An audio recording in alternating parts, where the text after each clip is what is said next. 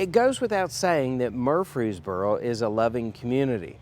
I'm Justin Holder with Parks Real Estate. Today, a sit down with Rob Webb, the owner and creator of Just Love Coffee Cafe. He tells us about their 10-year anniversary and a business that's about way more than just coffee.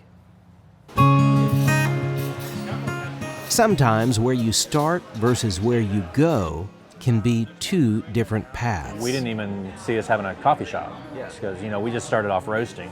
I got my master's in classical piano and went into the music business for about 7 years as an audio engineer. Got burnt out and went over to the family business, Webb's Refreshments. And so my dad and I had a 5-year plan for me to buy the business. So 5 years came and Dad wasn't quite ready. So I started thinking about, starting my own thing. For Rob Webb, coffee started out as a means to a bigger goal. And at that time, my wife and I decided to adopt from Ethiopia. And so going through that process, I saw that there was a real need for adoptive families to raise money to help fund their adoptions. And so I got this idea I could start a roasting company that helped adoptive families raise money, giving $5 a bag, all online. So fast forward to 2009, got back from Ethiopia with the girls and started getting the business together, launched it in October 26, 2009. And we started in an 800 square foot room with a roaster and a computer. And I had gotten about 100 families signed up prior to launching. And the first day, the website went live and orders started coming in and I was getting excited, and by the end of the day I was in a panic because I had too many orders for me to be able to fulfill myself.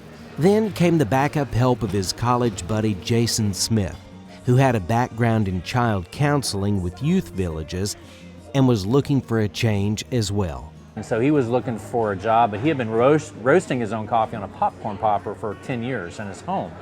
So he had this heart for kids and he had this love for coffee. So I said, man, I can pay you through the end of the week, cash. That's all the money I got. Can you come help me? He's like, yeah, I'll come help you. And so Jason came and we worked out that week and we were making money for the week. And I was like, well, do you want to come back next week? And so, Jason's been with me ever since that second day. I jokingly tell him I have enough money to pay him through the end of the week every week. Yeah. But we outgrew that space, that little 800 square foot room after about 18 months, maybe 15 months. And we moved into this room that we're in now, just roasting. And we put arcade games up here. It was just kind of a fun house for us. Yeah. And after about 6 months in here, people were walking in asking for cups of coffee. We gave coffee away and then we did name your own price. And I was like, I need to do this right. So I decided to build a bar around the roaster. The roaster was about where the syrups and sauces are back there. And hired one barista, got an espresso machine, put a chalkboard menu up, and we opened the doors, and that was 10 years ago. It took a while for the word to get out, but word spread and it started getting busier. And so fast forward about 3 years, and I called my financial advisor. I said, I had been approached about franchising, and I did my research and decided not to do it. And after another year, I decided I needed to talk to somebody. So I called my financial advisor and said, do you have anybody on your client roster that knows franchising? He said, yeah, actually I do. His name's Alan Thompson. And so we met, we really hit it off. And so Alan and I decided to partner. And in 2015, we opened 2 pilot stores, one in Brentwood and one downtown Nashville on Music Row. 2018-19 and this year, we're at 50 stores sold. So we have 23 open. We have another 27 or so going up. And so that's where we are today. And it was coffee that was the gateway to the cause. Obviously, the culture of the community here has a heart for what we're trying to do with adoptive families and other benevolent works as well. I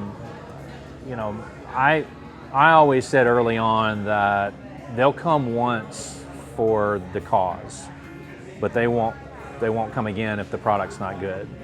So it was really important for me that we were very meticulous in the quality of the coffee and the quality of the food, so that when they did come in that first time, they would come back again. And my goal was always to convert customers into advocates.